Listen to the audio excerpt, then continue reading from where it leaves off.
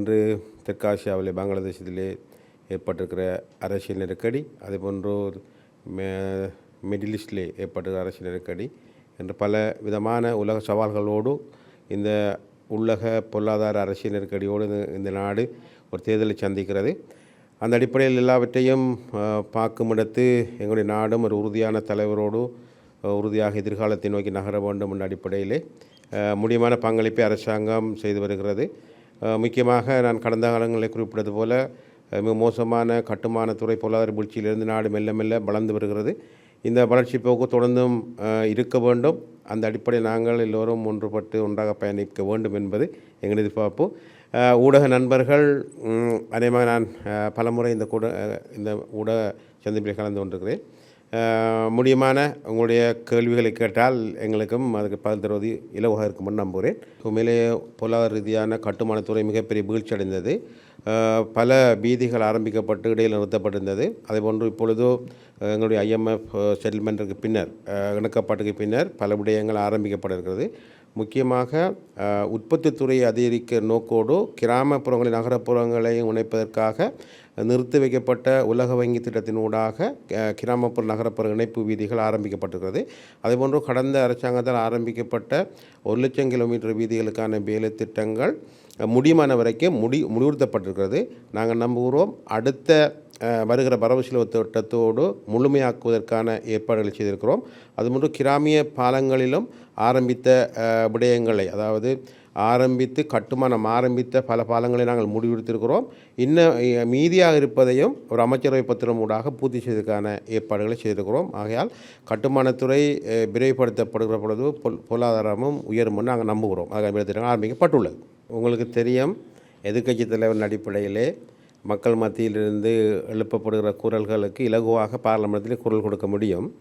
நீங்கள் ஊடகவியலாளராக எதிர்க்கட்சி தலைவரிடம் கேளுங்கள், உங்களுடைய அரசாங்கம் வந்தால் வேலையற்ற பட்டதாரிகளுக்கு நீங்கள் எவ்வளவு காலத்திலே வேலைவாய்ப்பு வழங்க முடியும் என்று. உங்களுக்கு தெரியும், கடந்த காலங்களிலே எனக்கு ஞாபகம் இருக்கிறது, 60,000 வேலையற்ற பட்டதாரிகளுக்கு மஹிந்த ராஜபக்சவுடைய அரசாங்க காலத்திலே நியமனம் வழங்கப்பட்டது. பின்னர் நாட்டுடைய நிலைமை தெரியும். இப்பொழுது எங்களுக்கு உலக IMFனுடைய வேண்டுகோளின் இணக்கப்பாட்டிலே எங்களுடைய நாடை எப்படி முன்னெடுப்பதுங்கிற பல பிரச்சனைகள் இருக்கிறது. இருந்தாலும் அரசாங்கம் அடிப்படையிலே எதிர்கால இளைஞர் ஜோதிகளுக்கும் இப்பொழுது பட்டம் பெற்றிருப்பவர்களுக்கும் வேலைவாய்ப்புகளை தனியார் துறையிலும் வழங்குவதற்கான ஏற்பாடுகளை பேசி வருகிறது, கதைத்து வருகிறது. அதுக்கான சூழல் உருவாக வேண்டும் என்பதுதான் எங்களுடைய நிலை. படுமையிலே நானும் மட்டக்களப்பிலே பட்டதாரிகள் இடங்களிலும் ஆர்ப்பாட்டம் செய்வதை நாங்கள் அவதானித்திருக்கிறோம். அதற்கு உறுதியான தீர்மானம் ஒன்றை எங்களால் எடுக்க முடியாமல் இருக்கிறது. அதை பட்டதாரிகள் முழங்கிக் கொள்வார். இருந்தாலும் அவர்களுடைய குடும்ப நிலைமை, அவர்களுடைய வயது செல்வதன் காரணமாக அவர்கள் அரசாங்கத்துக்கு ஒரு அதீத ஒரு அழுத்தத்தை கொடுக்கிறார்கள். அவருடைய கவனத்தை கொள்வதற்கு அரசாங்கம் கவனத்தில் கொண்டிருக்கிறது. தீர்வுகளை பற்றி எதிர்காலம்தான் அவற்றையெல்லாம் முடிவு செய்யும்னு நான் நம்புகிறேன். தமிழக கட்சியினுடைய சின்னமே இன்று உங்களுக்கு நீதிமன்றத்தில் இருக்கிறது. அவர்கள் வடகிழக்கிலே ஏதோ பொது வேட்பாளர் என்று சிலர் பிரிவினர் பேசி கொண்டிருக்கிறார்கள். உங்களுக்கு தெரியும், சில தலைவர்கள் அவர்களுடைய சித்தாந்தத்தின் அடிப்படையிலே நாட்டை குழப்புகிற வண்ணமும் அல்லது நாங்கள் அடிக்கடி சொல்கிற விஷயம் மேட்டுக்கூடிய சித்தாந்தத்திலே அவர்கள் நடைமுறை சாத்தியமான அல்லது மீண்டும் தமிழர்களை தோக்குற நிலைக்கு கொண்டு செல்லக்கூடிய சிந்தனைகளை பற்றி நேரத்தை வீணடித்து கொண்டிருக்கிறார்கள் போல எனக்கு தோன்றுகிறது. அவையெல்லாம் சாத்தியமில்லை. மக்கள் தீர்மானம் எடுக்கக்கூடிய புத்திசாலிகளாக இருக்கிறார்கள்.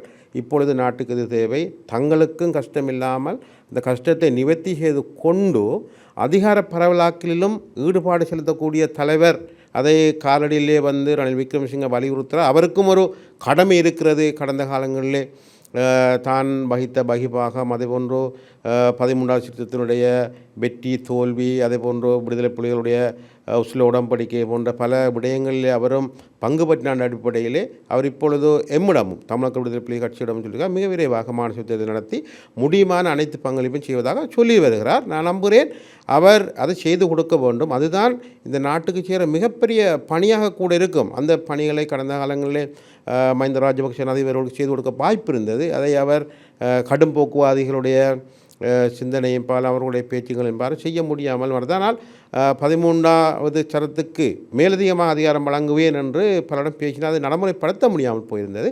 இருந்தாலும் இவர் செய்வார் என்ற நம்பிக்கை தமிழ் மக்கள் மத்தியிலே ஓரளவு மேலெழுந்து நிற்கிறது. அதை அவர் செய்து வைக்கிற பொழுது உலகளாவிய பிரபலியமடைந்த தலைவராக கூட ஆவார் என நான் நம்புகிறேன்.